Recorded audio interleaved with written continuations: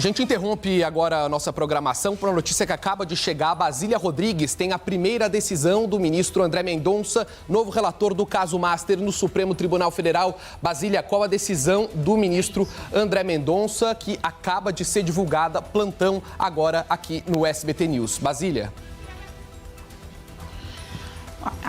A primeira grande decisão de André Mendonça no caso Master, ele que é o novo relator, está mantido o sigilo do processo que tramitava antes sob a relatoria de Dias Toffoli, decisão de sigilo, inclusive, inicialmente determinada por ele durante a fase de Toffoli. Agora o caso Master, sob nova direção, segue sob sigilo, mas com algumas flexibilizações pontuais, algumas mudanças pontuais feitas pelo ministro André Mendonça em decisão divulgada agora pelo Supremo Tribunal Federal. Vou ler para vocês. Mendonça diz: determino a manutenção do nível de sigilo adotado em relação aos presentes autos e a todos aqueles sob minha relatoria relacionados à Operação Compliance Zero, aplicando-se o sigilo padrão, que é o de nível 3. Portanto, isso aqui permite que algumas partes sejam acessadas pelos advogados e também por integrantes da Polícia Federal. No tópico abaixo, ele diz: concedo o acesso destes autos e de todos sob minha relatoria relacionados à Operação Compliance Zero às autoridades policiais diretamente responsáveis pela condução das investigações. O que é a Operação Compliance Zero? É aquela que investiga a negociação de contratos, títulos podres, partes até mesmo do Banco Master, entre Daniel Vorcaro e o ex-presidente do BRB, o Banco Regional de Brasília, Paulo Henrique Costa. A Operação Compliance parte disso, né, da negociação entre Master e BRB, mas tem muitos tentáculos. Você sabe que existem outras investigações sobre o Banco Master em estados como São Paulo, Rio de Janeiro e Amapá. Só para a gente ficar aqui a título de curiosidade em 3 exemplos, mas o que é considerado o processo principal, que é esse que trata do BRB e do Master, tramita aqui no Supremo Tribunal Federal porque há citação a um deputado federal. Tão logo veio a mudança de relatoria, sai Dias Toffoli, entra André Mendonça, vários pedidos da Polícia Federal, dos advogados do caso foram apresentados. E agora à noite saiu a decisão de André Mendonça. São aí 15 tópicos, desde cumpra-se a esta decisão, como o detalhamento do que ele está decidindo. Eu vou ler aqui de maneira literal para vocês que nos acompanham aqui no Plantão News do SBT News, a primeira grande decisão de Mendonça no caso Master. Está mantido o sigilo, porém, delegados, policiais federais diretamente responsáveis pelo caso poderão ter acesso.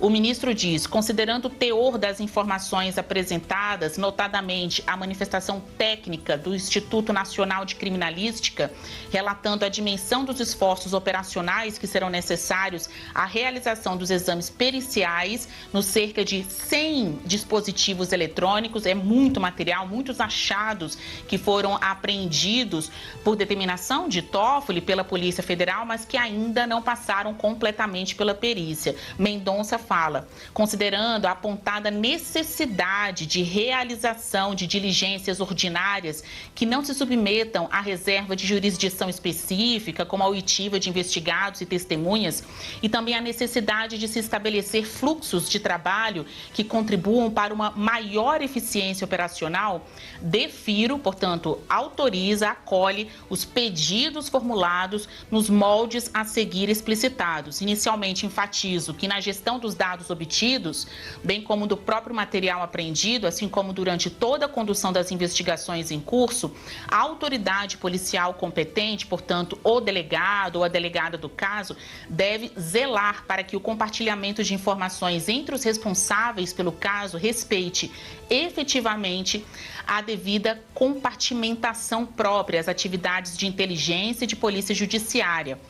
Anoto que a necessidade de compartimentação está diretamente relacionada aos princípios de preservação do sigilo, da funcionalidade. De outra parte, sobre o princípio da funcionalidade, apontei o seguinte: que isso deve ser respeitado. Assim, a adoção do fluxo ordinário de trabalho pericial da instituição, bem como a realização de diligências ordinárias que se façam eventualmente necessárias. De certa forma, a gente pode entender que o ministro Mendonça está devolvendo para as mãos da Polícia Federal esses fluxos que ele mesmo considera como diligências ordinárias para a realização, sem ter que passar previamente por algum critério pessoal do ministro relator. Então, isso dá um pouco mais de liberdade para a Polícia Federal fazer estes depoimentos de investigados e testemunhas nas dependências da PF. Está autorizada desde que respeitada a devida compartimentação das informações e a congruência com os princípios da preservação do sigilo e da funcionalidade.